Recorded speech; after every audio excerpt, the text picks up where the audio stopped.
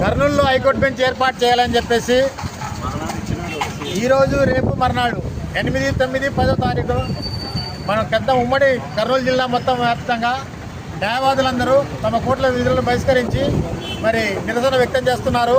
రేపు చంద్రబాబు నాయుడు మణిగన్పల్లికి వస్తున్నారు కాబట్టి తక్షణమే కర్నూలు హైకోర్టు బెంచ్ ఏర్పరిచే విధంగా చర్యలు తీసుకోవాలని చెప్పేసి బిల్డింగ్ని ఐడెంటిఫై చేయాలి, దానికి సంబంధించిన ఇన్ఫ్రాస్ట్రక్చర్ అంతా కూడా ప్రొవైడ్ చేయాలని చెప్పేసి మేము డిమాండ్ చేస్తూ ఉన్నాము.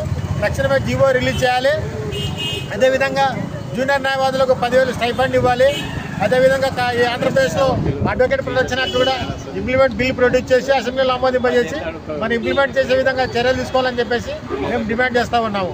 లేని పక్షంలో మా సీనియర్ న్యాయవాది ఇందాకనే చెప్పినారు కావేల రామకృష్ణారెడ్డి గారు మరి ఇక్కడ కర్నూలులో మేము హైకోర్టు ఈ బెంచ్ ఏర్పాటు కోసము అమ్మన నిర్వహణ చేయడానికి కూడా వెనకాడబోమని చెప్పేసి మరి అదేవిధంగా ఓంకార్ సార్ కూడా చెప్పినారు. అదే బిసంబుట్టి